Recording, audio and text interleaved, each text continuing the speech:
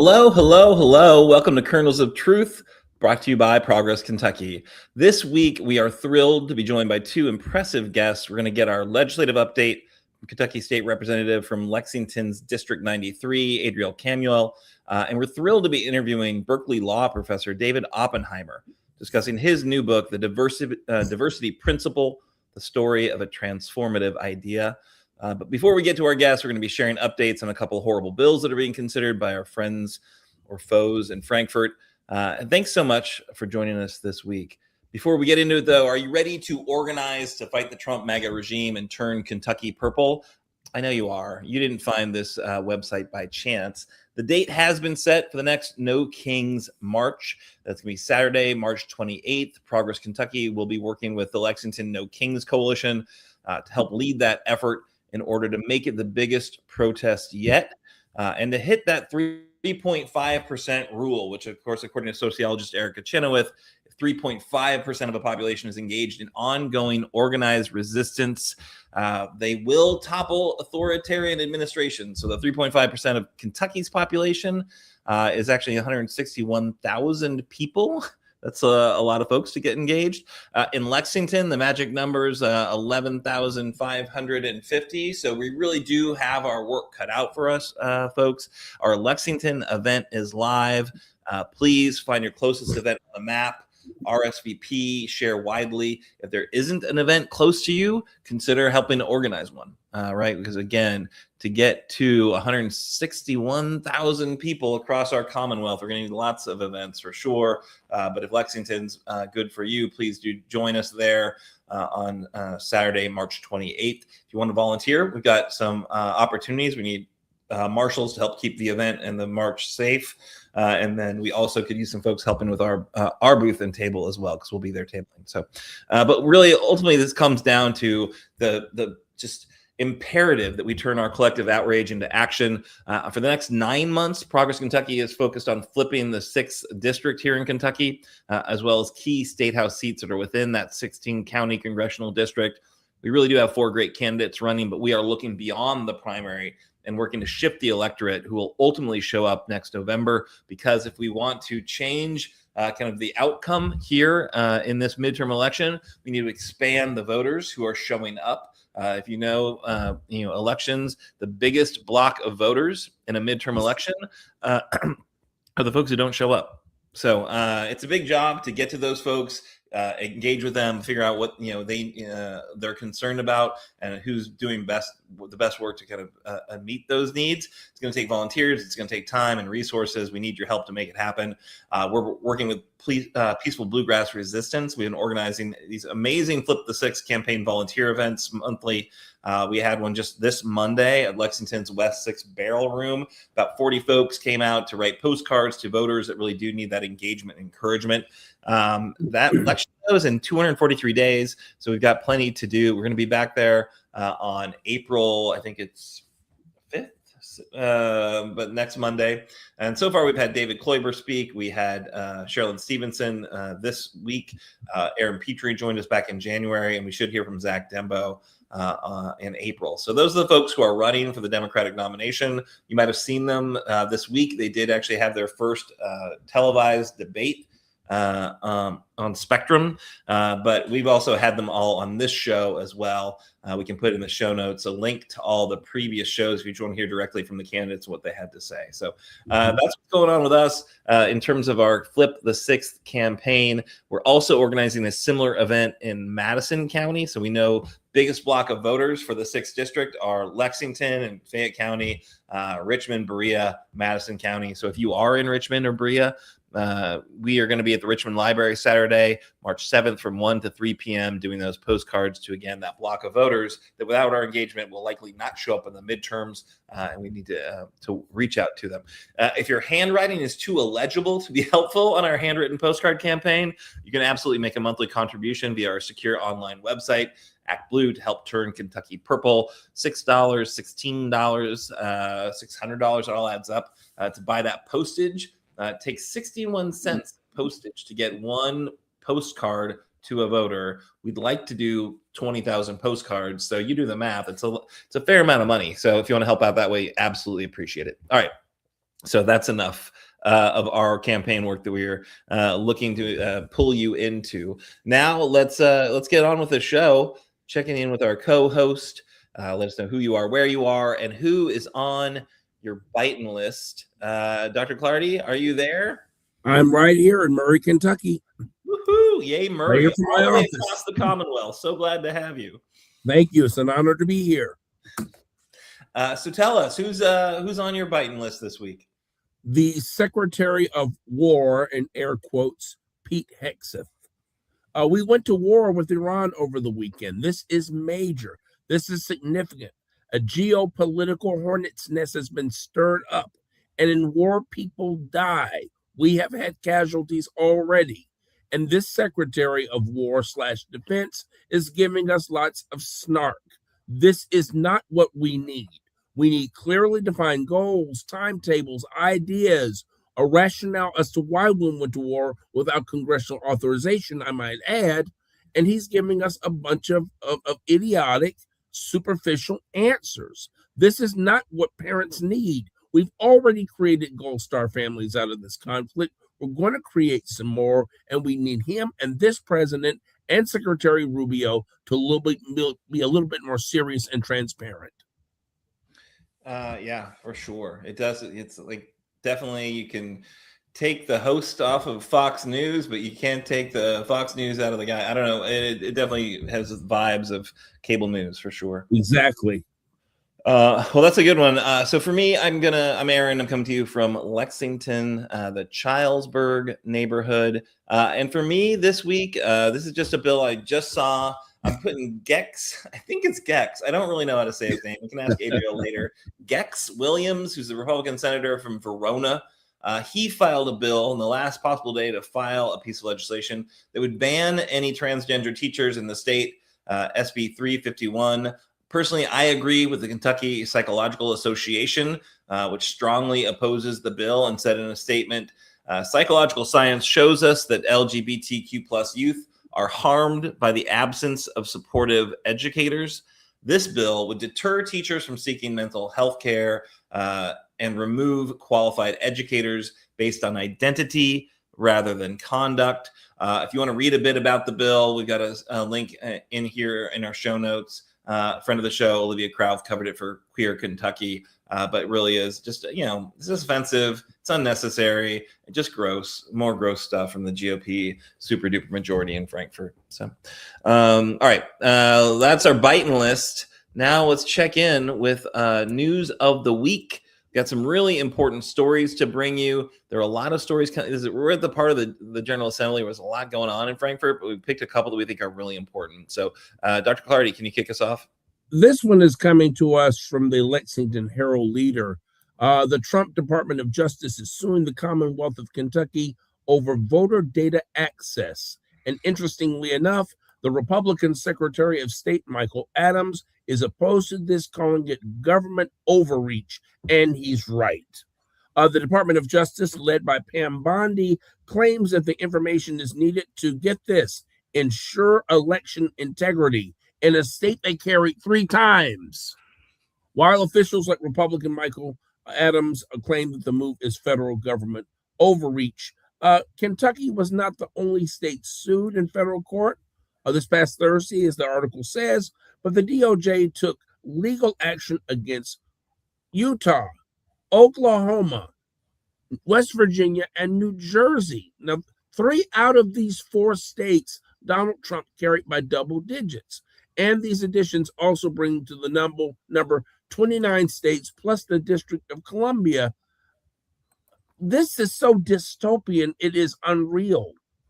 Why do they need these voter rolls? I thought the last time I checked that the states ran elections. And I honestly thought, correct me if I'm wrong, I thought all my life that the right privilege states' rights. What gives? What do they need this information for? What are they going to do with it? We've got an election year coming up. We've got a presidential election year coming up in 2 years.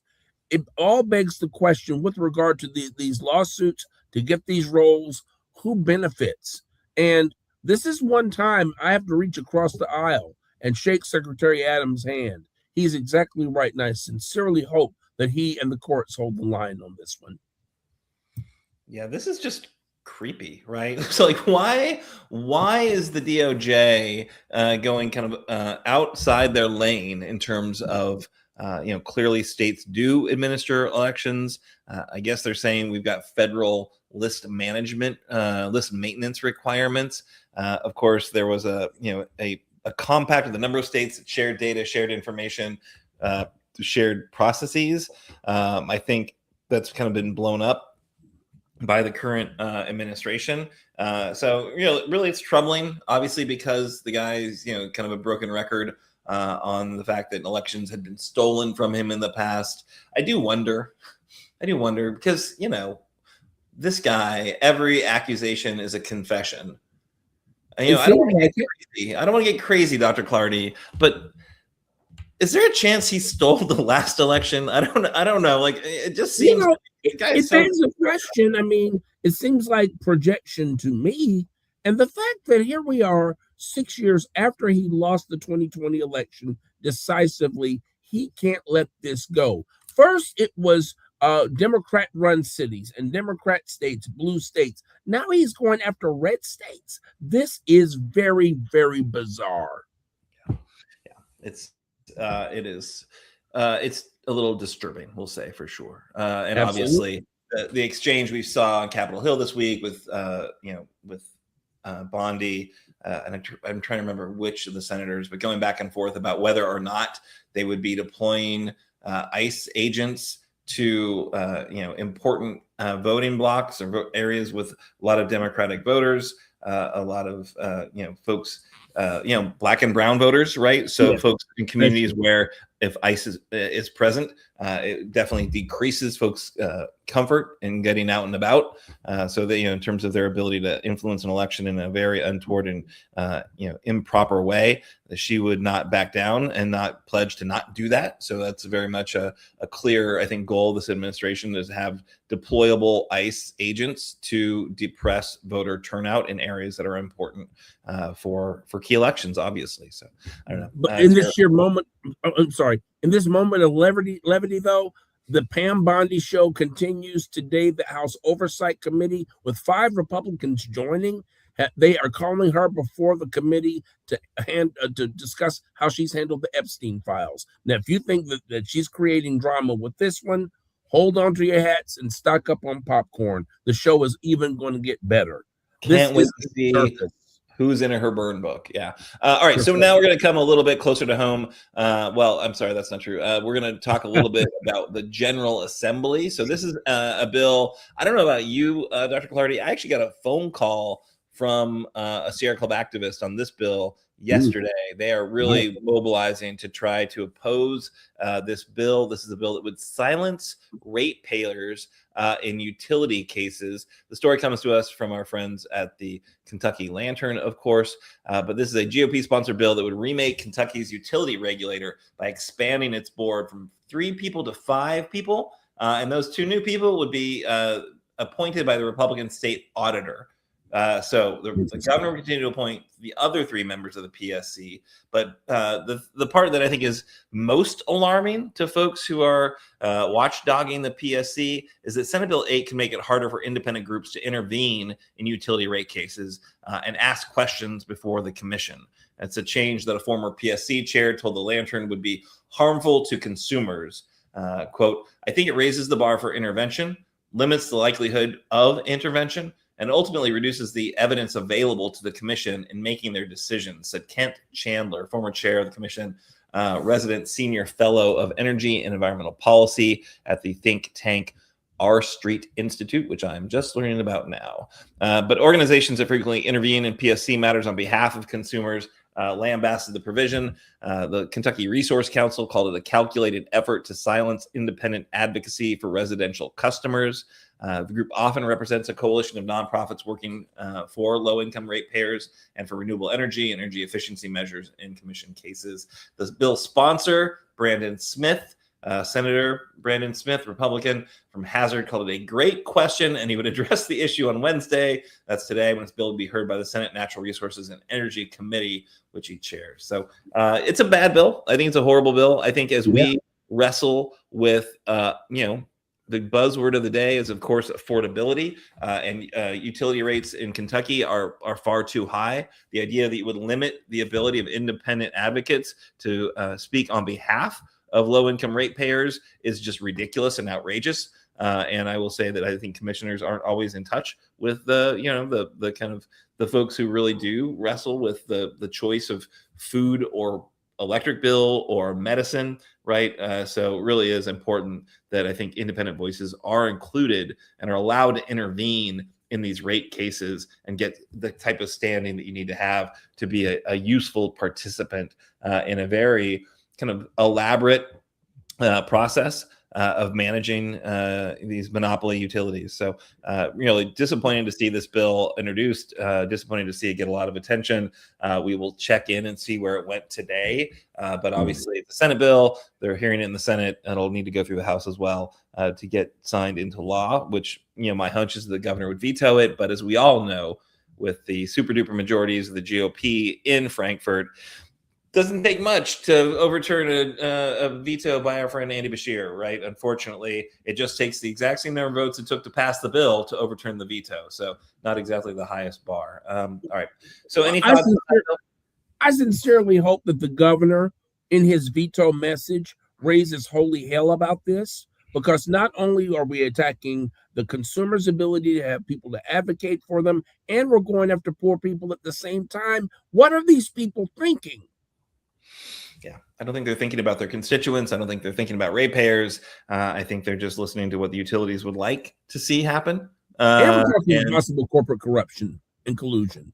Well, and the other piece of it, of course, we can't ignore the fact that they love to do everything in their power to take away any of Andy's power, right? So the fact that they're adding in additional commissioners who would not be appointed by the governor, but would instead be appointed by the GOP auditor, right? Of course, and now attacking separation of powers. Wow. Okay. The only separation of powers. They just want all the power with them. They want no separation whatsoever. It can't get any worse. I could be wrong.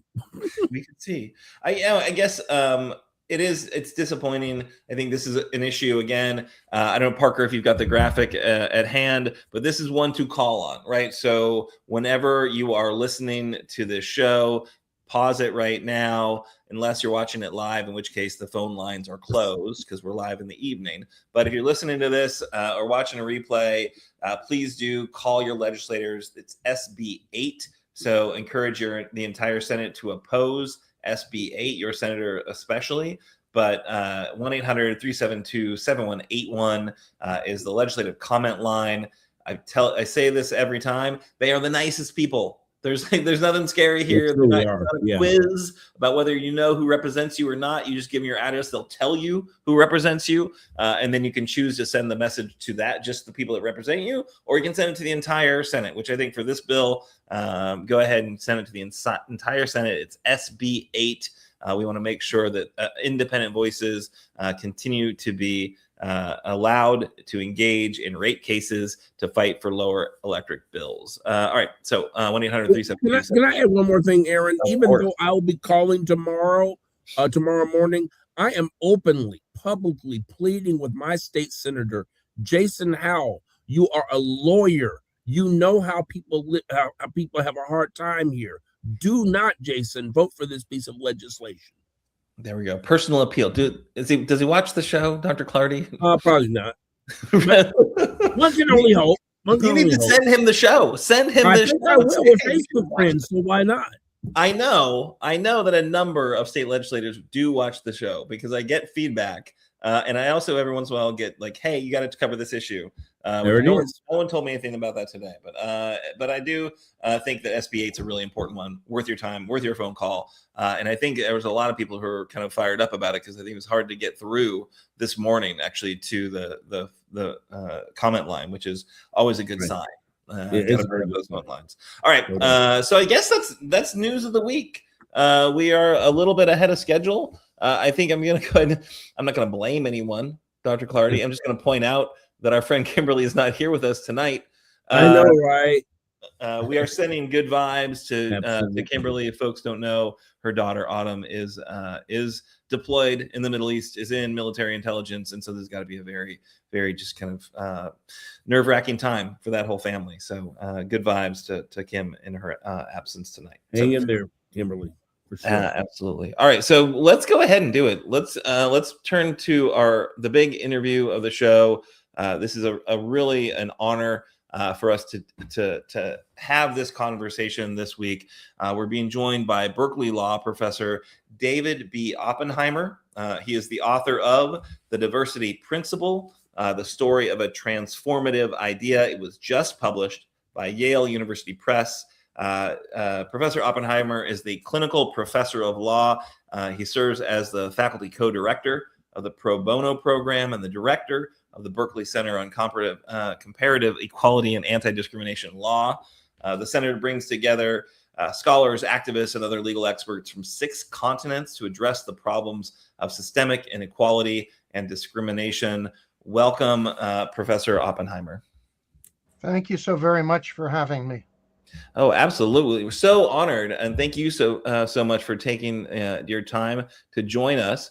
Now, tell us, Professor Oppenheimer, this is such a timely and an important book. It's really a thorough chronicle of how the idea of diversity of thought and academic freedom is kind of enmeshed in the concept of the marketplace of ideas and how it came to be under assault today. Could you please just start by telling us what you mean by the diversity principle?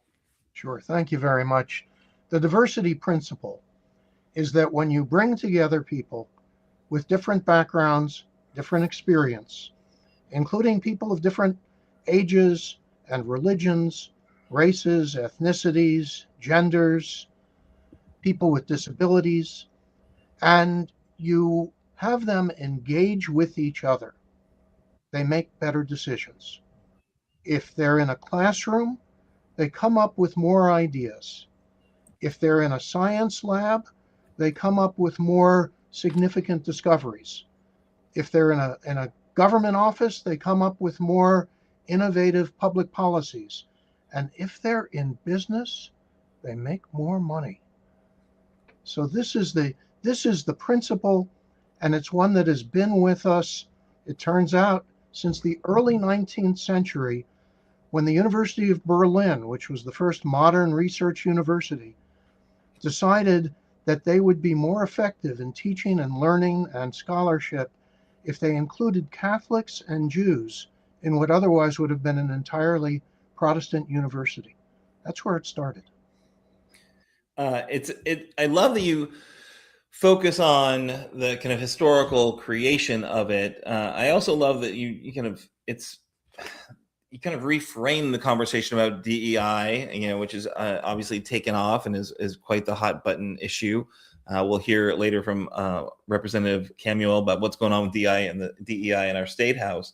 But you kind of explain it in such a way. It's like, actually, it's for the people who are in those parties, in those entities. They are better off by having it. It's not about one, class versus another class or one race against another race. It's not about, making sure that Black people get what they need. It's about everyone doing better in systems. And, you point out that even the military has seen the benefits of that type of diversity within their ranks as well, which I think is very timely given what we're experiencing right now.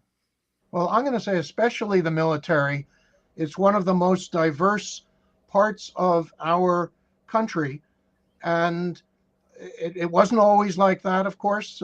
President Truman took the courageous step of desegregating the military, but it wasn't really until after the Vietnam War that our military leaders realized that they had to do more to diversify the officer corps, and they've done a wonderful job of doing so.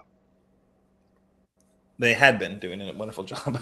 Well, okay, there's been a bit of a glitch in the last year. That's true. I think and it was such an interesting book. But why do you think that the assault on DEI is really so popular among today's GOP? Like, why is this the thing that gets them so exercised? Well, it's not just today's GOP. This really goes back all the way to the Republican playbook since Ronald Reagan. You know, Ronald Reagan opposed the 1964 Civil Rights Act. He opposed the 1968 Fair Housing Act. When he began his campaign for president, after the convention, the first place he went was Philadelphia, Mississippi, to talk about states' rights. Well, Philadelphia, Mississippi is where those 3 civil rights workers were murdered. And the message was clear as could be that the Republican Party would do what it could to interfere with fair opportunities for Black Americans, and I should say, and Hispanic Americans and Asian Americans as well. And that's been part of their playbook ever since. I was on a radio show the other day with a conservative host and a liberal host, and the conservative host said to me, "Let's get right to the facts here. You're a traitor to your race." Wow. Yeah, we had a great conversation, but that's a statement about where racism fits into politics in our country today, and it's such a problem when we contrast it with the benefits of diversity and the benefits of growing the pie for everyone, growing our economy, growing the strength of our science and our universities. These are all things where diversity has made an enormous contribution, and now there's all this pushback against it, and I think it comes out of concern, a misguided concern, that if we create more opportunities for women, and we create more opportunities for people of color, and we create more opportunities for people with disabilities, that's going to be harmful for those who currently occupy positions of leadership. Yeah, but I think your point, and it's so well taken, is that by having these more diverse communities, we're actually going to grow the pie even larger, right? Because we're just going to get more out of these entities. They're all going to do better. They reflect more authentically the world we live in, and are able to speak to the situations of our world. Really just a powerful idea that you express so well through history. I know that Dr. Clardy has a question for you, so I'll stop monopolizing your time. Yeah. Yes, Professor. In your book, you reference the activism of Ward Connerly. In Kentucky, I hate to say it, we have our own Ward Connerly. He's the former Attorney General of the state, Daniel Cameron, and a candidate for the U.S. Senate. But anyway, you reference Ward Connerly's attacks on diversity in higher education and affirmative action generally. But you mentioned it within the Michigan context. I'd like to have your thoughts on his support for the passage of Prop 209 in California in the 90s that made him a household name on the right. What's your read on him? So Ward Connerly was a very effective political operative. He clearly felt strongly that affirmative action was a bad thing for our society, and because he is a Black man, I think that in a sense he gave permission to white voters to vote against affirmative action without feeling that they were doing something that was racist. Mm. And so it put him in a very powerful position. Now, I will say that he brought his own experience as a Black man growing up in America to his analysis. In the same way that Clarence Thomas, mm-hmm. who certainly is no liberal. That's fair. At all. I say that with a little bit of a smile because one of the courses I teach is civil procedure, and his opinions in civil procedure are very liberal, and I'm an enormous fan of his civil procedure opinions, as my students will tell you. So, it's always a mistake to assume too much about any person. But Justice Thomas wrote an opinion in a case called Black v. Virginia, in which the 8 white members of the court, at that time there were 8 white people on the court, and they all agreed that burning a cross by the Klan was an act of political speech. And Justice Thomas alone said, "You people are crazy. This is not political speech. This is terrorism. This is intimidation. And you have to wake up to that." And I don't think, well, I do think that that was an expression of his experience as a Black man. And it's an example of the benefits of diversity that he brought, not as a liberal, but as a Black conservative to that court. Well, one thing I really like about your book is just the kind of the stories about the people that are behind this movement and this idea, and how it's changed and expanded and been adapted over time. And Black History Month was just last month, and now we're in Women's History Month. So, or Women's I don't know what it's called. It's not History Month anyway. I am going to put my foot in it, but I will say I think that what's one of the most fascinating characters in the book, at least about the kind of the civil rights era, which I think really captures a lot of important history of this idea and how it came to be utilized in the United States. Is Pauli Murray. So somebody I had never heard of, no idea. Which I'm not a legal scholar. I don't but I do think. Truly phenomenal and interesting individual. Can you tell us a little bit more about them? Yeah, I used to tell my students that Thurgood Marshall was the greatest lawyer of the 20th century. And now I'm thinking, well, maybe it was actually Pauli Murray. Pauli Murray, who applied to the University of North Carolina, but they said, "I'm sorry, but we don't take Black people here." This was back in the early 1940s, and went to Howard University to study law. She was the only woman in her class. The men wouldn't speak to her. Mm-hmm. She organized boycotts. She organized demonstrations about having to sit in the back of the bus. She wouldn't. She organized sit-ins at restaurants in Washington, D.C. to get them desegregated. And she wrote a remarkable legal memo that persuaded Thurgood Marshall to change his approach to the cases that ultimately led to Brown v. Board of Education. She finished first in her class, which meant she was entitled to go for a PhD at Harvard, but they wouldn't let her in because she was a woman. And so we're very pleased that she came here to Berkeley instead.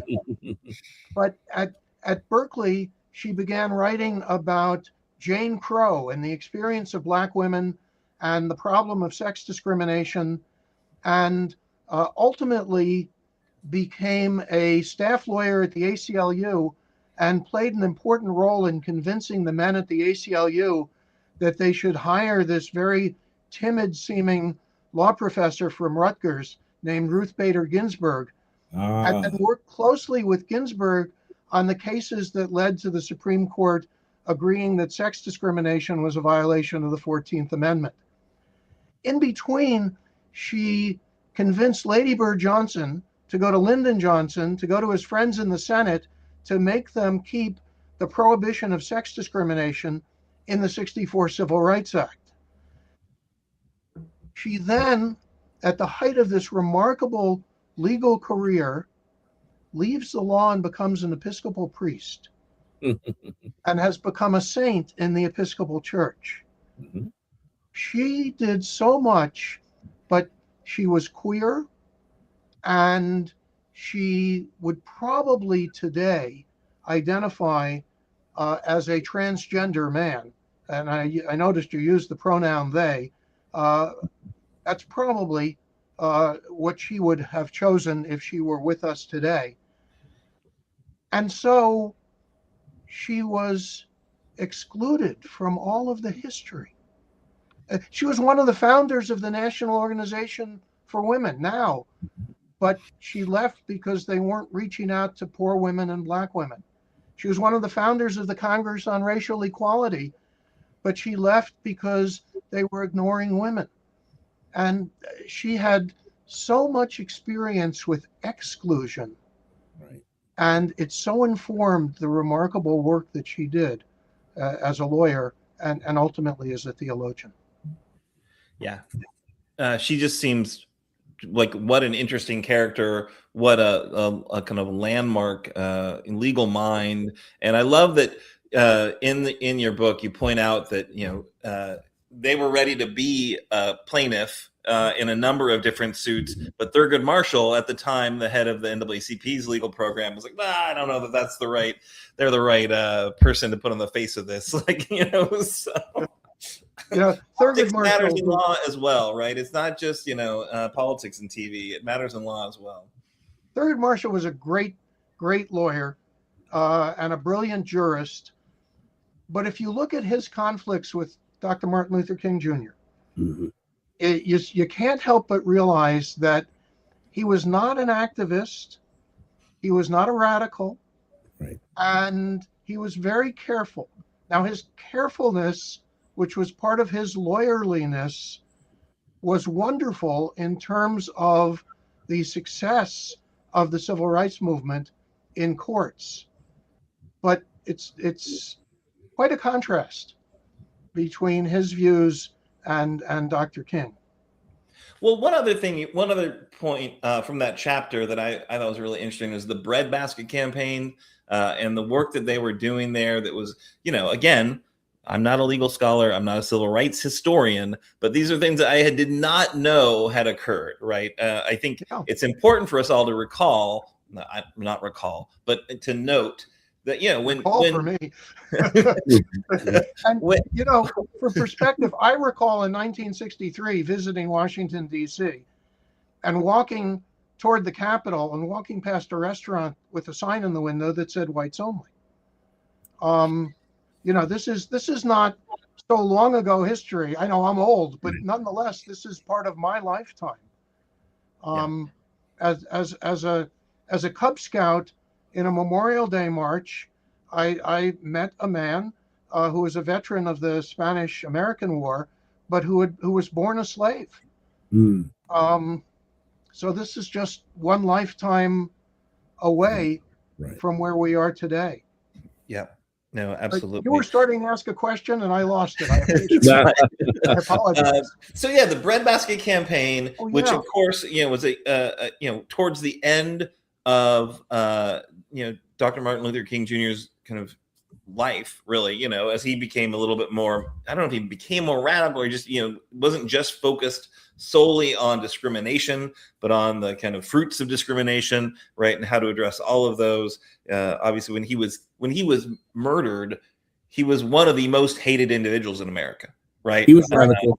He was absolutely radical, and he's been his legacy has been whitewashed and kind of embraced by every thoughtful, or not even thoughtful, anyone who wants to be successful politically, they all embrace him, but they don't embrace his full legacy of advocacy, certainly.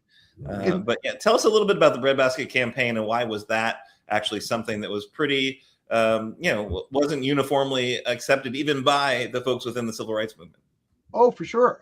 Well, let's start in 1964. People talk about his dream of Black children and white children walking together. But the speech, if you go back and read it, was a demand for reparations. It was a speech about America has given Black Americans a check that was returned insufficient funds, and that he doesn't believe that white America is going to let that check bounce because of the right of Black Americans for reparations for slavery and Jim Crow. And then he begins this series of boycott campaigns all around the country, starting in the South and then in Chicago, in which they demand hiring by racial quota of black workers at various stores and factories around the country. So he believed in affirmative action quotas. He believed in reparations. He believed in direct action, nonviolent direct action, but direct action all the same. And, you know, his campaign of nonviolence was not seen by white America as nonviolence. It was seen as violence against white property rights and against white privilege. Truly remarkable. Thank you for sharing that history. Dr. Clardy, another question? Well, I just wanted to start out by saying that Episcopalians rock. So, yes. Yes, I was glad to hear that history and glad to read about it as well. Professor, it just seems to me, and this goes back to something you highlighted earlier, it seems to me that opposition to DEI in the post-Bakke, and I will even throw in this case the post-Adarand era, is rooted in grievance politics. Would you argue that the right has been playing this political long game on this issue with judicial appointments? You mentioned the Reagan administration, all the way to the Trump administration with recent appointments, not just to the Supreme Court, but to district courts, courts of appeal, and we see the same thing happening at state levels. Would you say that they've been playing chess while the rest of us have been playing checkers? Well, that's a good way to put it. It's been going on a long time. In the 1970s, I was a judicial law clerk to the Chief Justice of California, who then came up in the 1980s for reconfirmation by the voters. And the Republican establishment in California ran a campaign against her, funded by the insurance industry, but claiming that they were opposed to her because of her views on capital punishment. So for a long time, we have seen the Republican Party recognizing that if they could control the courts through appointments and through running against judges in politicized campaigns, they could control the direction of the country. Mm-hmm. Mm-hmm. And so far it's worked. They know what they're doing. Yeah. The book is The Diversity Principle, The Story of a Transformative Idea, just published by Yale University Press. The author is Berkeley Law professor David Oppenheimer, and we are just grateful for your time and for your work in this fantastic book. Thank you for sharing it with us. Absolutely. Thank you so much, and it's so great to be in Kentucky, even if only virtually. So, I need to come back. We'll get you some bourbon. And all right, on my way. Thank you so much, sir. Thank you. All right, and now we're really excited because we're moving on to our legislative update, to the Capitol Corner, to our dear friend Representative Adrielle Camuel, who is coming to us from my Frankfurt. kitchen. Oh, I thought you were in Frankfurt. Well, I was coming in on two wheels, like literally. I was like, I have 6 minutes to get home, like as I was pulling into the driveway. I'm sure it was very safe. We only do that. Well, thank you so much for jumping on. I did want to just check in because we just had a wonderful conversation, which I know you heard a little bit of at least, with Professor Oppenheimer. And I did, and he was so brilliant. I feel a little dumber now. Well, welcome to my weeks. That's fine, Adrielle. But I know that there has been a bill, was filed first day, SB 26, to try to again push forward to limit any and all teaching of the value of diversity or equity or inclusion in the K through 12 level. Any update on that one? Well, first, let me roll my eyes into the back of my head.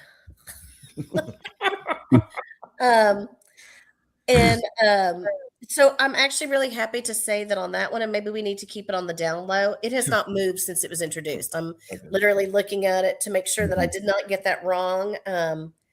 It is still where it remained on the it was introduced into the committee on committee, has not been moved to it or assigned to a committee yet. So we have 20 days to go.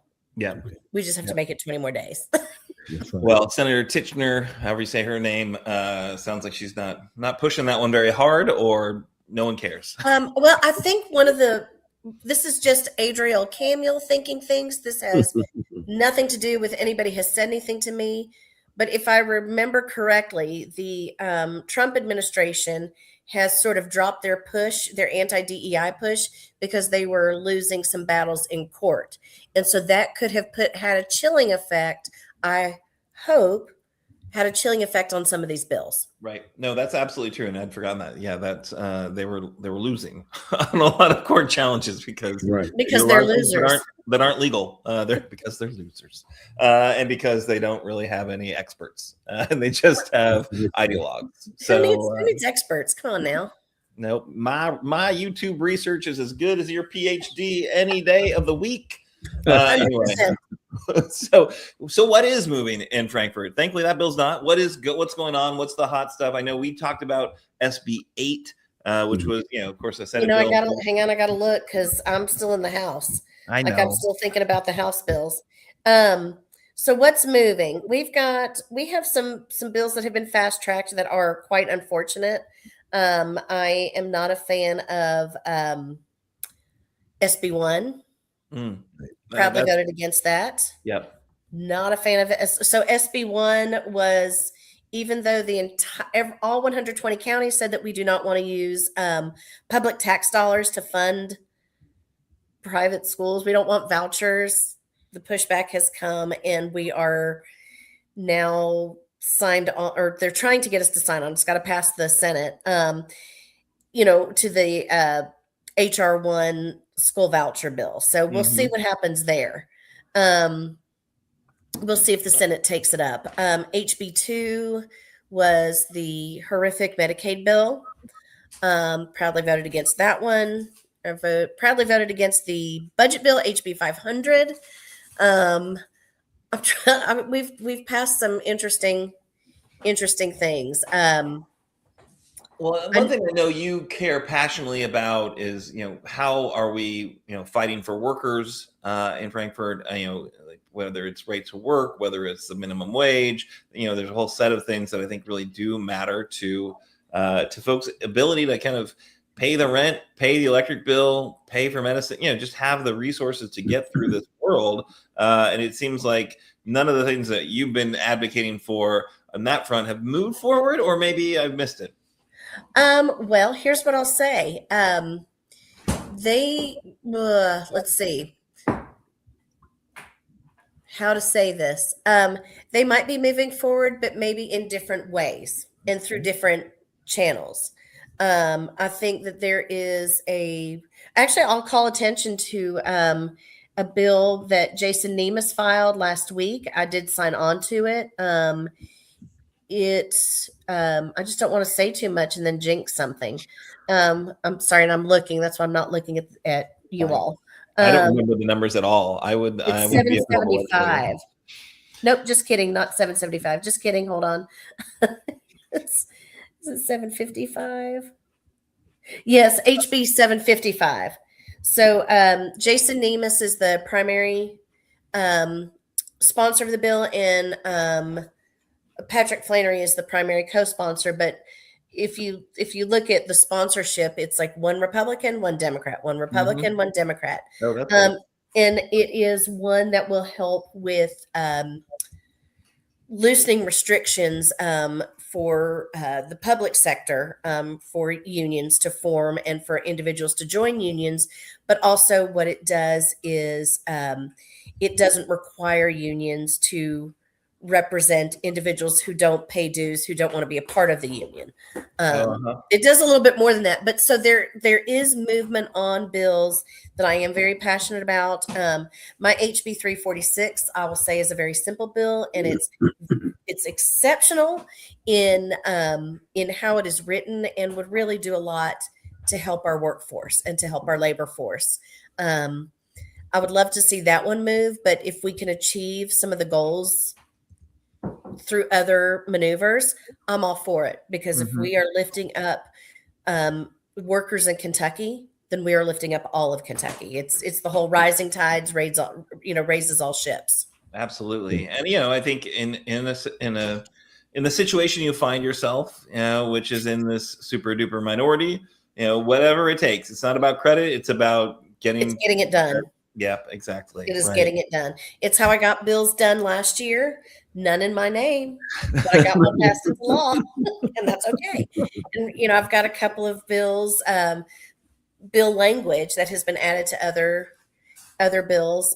One it passed the House actually last month, maybe late January, early February. And we're just waiting. It's in the Senate. It should go. It does. It's a good bill. It's HB 280. It does a lot of really good things. But the main thing for me that it does is it changes the language in statute so that in our schools, we can participate in our public schools in the free epinephrine programs, with the intranasal, because right now our statute specifically says only injectables. So we're missing out on the opportunity to protect our kids with intranasal epinephrine. Okay. Sorry, that was a lot. Sorry. No, that's great. I got a lot going on in here right now. It's a crazy time. It's kind of one of the peak moments, I think, to some degree. And then, Dr. Clardy, any questions or thoughts you have for Representative Camuel? So far as higher education bills, and so far as the push for post-tenure review and other pieces of legislation regarding higher ed, how's that going, and how's that faring so far? Oh, well, so we've got a couple of bills moving in the House, and honestly, I have to go back and look to see which ones we have passed. They're not necessarily bills that I support. We've got one that is like merit-based pay, Right. like it's based on your reviews and feedback. I think that is creating an avenue through which people who would normally be contributing and increasing opportunity and education and research in the Right. state to leave. Exactly. So I'm hopeful that wherever that bill is at the moment, I can't remember the bill number off the top of my head, but I hope that dies in the House or the Senate. Yeah. Wherever it is, I hope it's done. Good. But we've got some changes that we were making that in bills with dealing with CPE. And gosh, and I hate to stand here and be like, I can't remember where we are on that, because today was a really busy day, and we had a fire in an elevator shaft and evacuated the building in the middle of no. committee. Oh, wow. Imagine. You've had a day. It's been a day. Well, we know you're working really awfully hard. Is there anything that you'd want to just call our attention to as we're encouraging folks to make phone calls, or as we're encouraging folks to just remain engaged with their, with the legislative process? Absolutely. So here's what I will say. Whatever someone is passionate about, if you see legislation that has been filed or is moving that you support or you oppose, get on the phones and call. The other thing I would suggest people do is write letters to the editor, do an op-ed, anything that you can do to keep pressure on legislators to let them know that you are looking, you are watching, you are listening, you're tracking the bills. That is the way that we win in a super duper minority. It's how we've been able to get traction on workers' rights, because we can, with some polling, with information that we've been able to push out, you couldn't deny the groundswell of people who are feeling positive and supporting unions at levels and in ways that they haven't in the last 41 years. So if the public will push, if people will get on the phone and call the message line, if you will email, if you will email your state legislators in the House and the Senate and keep pressure on, it's how we can actually get movement of good bills done. Awesome. Well, every week we're encouraging folks to make phone calls. been a lot of stopping bad bills, if we're being honest. But yes, supporting good bills. You've given us a couple to add to the list. We will encourage folks to make phone calls. Any final thoughts about the legislature before we wrap up? There's some things that we're doing that are really good. Usually what makes the news are bills that are really contentious, things that we did. And I'm happy to say I sit on banking and insurance. And if folks watch the news tonight, as much as I dislike and also don't necessarily understand cryptocurrency, we did pass a really, really good bill today to protect people from fraudulent actions with regards to, it's just stealing money, tricking, fooling people into thinking that they need to deposit money into these crypto machines and they're just gone. So we actually passed a really good bill out of banking and insurance. And I really hope it will pass the floor of the House, move on to the Senate and pass, because those are really good protections for Kentuckians. Specifically, the group that's targeted the most are those over the age of 50. So that's, we are doing some good. The youngsters, I think. The youngsters, those over 50. I remember when I turned 50.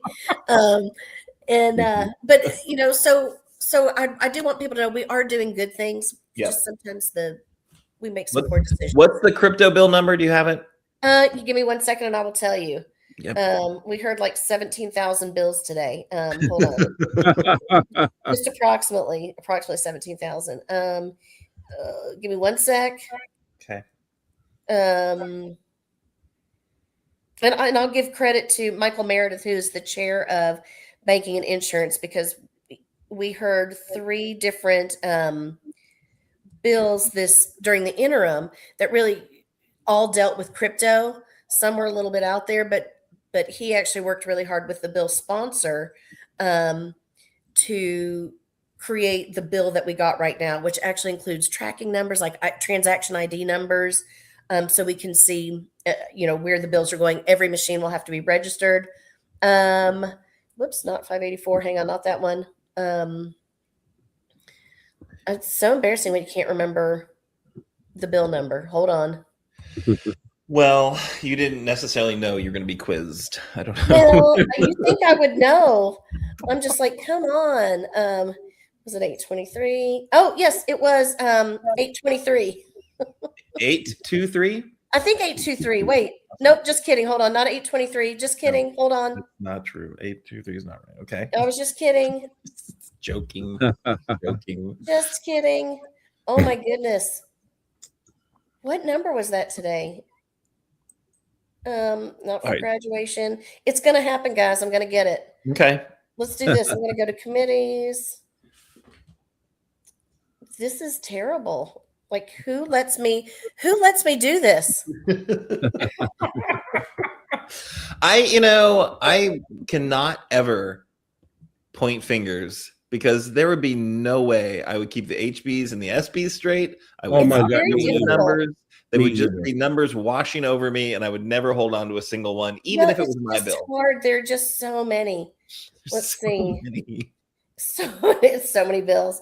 And I can find the enacted legislation for all of the other states. I can find that in my phone. Let's delve into what's going on in Arkansas, shall we? No. You want me to tell you what they passed? Because I can. I don't want to know. This is terrible. Hold on. Don't judge me, guys. I'm not going to judge you. And I might just edit this whole section out of the pod, just to be clear. You are good. Okay. I just want to find the number, I want you to. I'm with you. This is important stuff, because it really was a good bill. We don't want them to put the fake information in the crypto machines. How do we stop? No. I know. Look, and I was trying to give a good shout out to Michael Meredith. You were. Yes, you absolutely they did really were. Good. They did good really stuff. Good job showing your bipartisanship. That's wonderful. Yes. There it is. Here's what I will say: you have to give credit to the people who are doing good work, and and doing things that help others, because that doesn't seem to. I go so negative sometimes. It's hard not to sometimes. Right, it does make me feel a little bad. Let's see. Okay, let me see if this one's it. Was this the one? Sub for 380. Oh, you all, this is so embarrassing. Hold on. I think we're down to only a few live viewers at this point. I know. I'm sorry, guys. It's No. making for Hey, riveting. it's HB 380. It is. There it is. HB 380. It is a good 380. bill. HB It is a really, really good bill that adds Good bill. really good protections. They actually worked with AARP to create the language and to do the things that needed to be done in order to get this Nice. And that this is bill done. Like, it's good legislation. Support. All right. Yeah. So I apologize for not being able to pull that up faster. That's, No. That happens. You have a ton on You your had to plate. write the bill just then. Clearly, you had to. That's what I felt. I just thank you for the advocacy that you're doing. And you're doing a great job. Here's the thing. Thank you for saying that. Here's what I'll say. At the end of the day,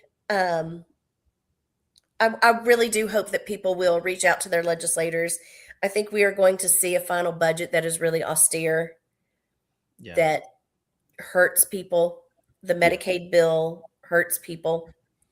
Cut SNAP. There was no funding that I can recall for senior meal programs. Like when we cut SNAP benefits, we're taking food out of children's mouths. Yeah. When we look at what the budget does, there's such a push, such a rush to get to the zero income tax level that what people may forget is, wait, but you have to have revenue coming in to have a budget. And when you cut your budget by 40%, it's hard to have all the things that people expect. Not just expect, it's the services that government is supposed to be providing. And I think that is it's going to be problematic this year. I know that my colleagues across the aisle try to paint it differently, but if it looks like a duck and walks like a duck and quacks like a duck, it's a duck. It's going to be a bad budget year. Yeah. I think it's you say the rush to get to zero, right? They're so just fast. They want to do it so fast. Create false triggers to make that happen. Yeah. Our rainy day fund has almost $4 billion in it. Yeah. And meanwhile, it is going to be pouring on folks in the poorer parts of our state because 100%. Federal cuts are significant. And if there's, state cuts to go along with it, heaven help us, folks that need a safety net from time to time, which of course, as we think about the future, AI is coming, it's here. The disruptions that are going to be caused by AI require a real safety net and real thoughtful engagement. And I wonder how many conversations y'all have had about what they're going to do to support folks who need the help. Well, my caucus talks about it a lot. We try to offer amendments that they're always out of order because they introduce a committee sub at the last minute, and our amendments are filed to the original bill, and then they won't suspend the rules and all the things. So we can talk about what we wanted to do, but we can't accomplish it. It's really what do sad. We need to do? How do we make you guys the folks who are running the show back there? Well, it's real simple. You got to elect more of us. That's right. We got to put different butts in the seats. We cannot keep re-electing the same people. Throw a few butts out. Hey, I have a question for you. How do you say Gex? What's his name? Jay. It's Jay? Yeah. Jay. Jay Williams. It's spelled Gex. Yes, it's like a French Swiss spelling. Oh yeah. He gave me the whole genealogy of his name. Oh, good. We had a lovely conversation about it. He's a history buff. Oh, good. Well, he's also an anti-LGBTQ plus. Correct. All right, Jay. Good to know. Learn something new every day. Yes. And you'll impress him if you call him by the actual pronunciation of his name. So maybe you can gain traction there. But I think about, like, speaking of, when we're talking about the anti-LGBTQ stuff, and I think you had asked me about SB 8 and I forgot to look it up. But I think what we have seen is people can have really solid, this is what I believe, this is good, this is bad, everything is black and white, until they experience them themselves. Yeah. Could be an LGBTQ issue. It could be a medical issue. So until they experience it, and we saw a Republican legislator have after he had retired, but he had a major change of heart with regards to SB 150 when the grandchild that he loves dearly identified as a different gender. See. And then all of a sudden, only like, folks could be, empathetic for people they don't know. Wouldn't that be awesome? They've really come a long way. That other side, yeah. And I don't, and that's something we need to work on, I guess, more in schools is teaching empathy. There we go. We'll have more free time because we're not teaching DEI or anything. That's true. Yeah. Representative Camuel, thank you so much for joining us. Sorry, I wasted so much time looking for a bill number that was right in my face. To edit most of that out in the pod, but who watches? I can't edit the YouTube. I don't know why. Anyway, you're just a champion for I think common sense, thoughtful legislating back there. And we're so glad to call you a friend. Thank you. Well, I want to be nice, do good things. Like that's the essence of it. Yeah. Like go there, fight for the people who don't have a voice. Make the world a better place than when I came into it. Like that's all I want. And I know I'm a Pollyanna. Like I've got my rose-colored glasses on and I'm like, we can all get along. We can all figure out how to work together. And there really are some times when we can. Exactly. And so it's finding the connections. And so I'll keep working at that. Nice. We are going to support HB 380. So did that make it through the House and it's waiting to get through the Senate? No, it passed out of banking and insurance today. So we're waiting to hear it on the floor. Gotcha. And again, this is, I don't even know. I couldn't even tell you if there's a Democratic sponsor on the bill, but what I can tell you is I asked a million questions the night before to make sure that I understood what it did. I talked with the folks from AARP to make sure I was comfortable with it. And not that I'm the expert on it, but I would put my stamp of approval and say, this is a good bill and we need it. Yeah. You voted for it. That's good enough for me. Y'all have thank you so much for the work you're doing. Keep on keeping on. There's a light at the end of the tunnel. Is there? Yes. Is there, Dr. Clardy? Is there? It gets better. Do you promise? I promise. You got a veto break coming, Oh, I can't wait. I'm going to sleep so hard. Awesome. Our part-time legislator, which I'm sure rarely feels like a part-time job, Representative Adrielle Camuel. Thank you so much. Awesome. Always a pleasure to check in. All right. So now I think that's it. That's the show. We've gone long. We've gone so long. We had an action-packed show to say the least. Absolutely. I think it was a great conversation. So honored to have the professor with us. So honored to have Rep. Camuel with us. Yes. And you as well, sir. Always. Oh, thank you, sir. It's an honor always to be here. I look forward to this. Always. Excellent. Well, close us out, would you? I certainly will, Aaron. Progress Kentucky is a nonprofit organization registered with the Kentucky Secretary of State and organized as a 501c4. We are affiliated with the Indivisible Project and the Common Ground Kentucky Action. And we're also members of the Forward Kentucky Network. Progress Kentucky's goal is to educate, organize, increase voter turnout, and advance a progressive agenda through civic engagement. We will be back next week and we'll be spending time with another great guest. And of course, we'll have our usual updates on Kentucky political news, as well as our own progressive views. Production 249 was produced by Parker Williams. Thank you so very much, Parker. Neil Orshon, of course, wrote and performed our theme song. And you can find more information on his music at natosongs.com. Now, if you happen to miss our weekly live stream on Facebook or YouTube, audio podcasts and our show notes are available on Apple, Spotify, and wherever you find your podcasts. If you do listen to the pod, please leave us a 5-star review whenever and wherever you're listening right now. We thank you. Have a great evening. To be continued.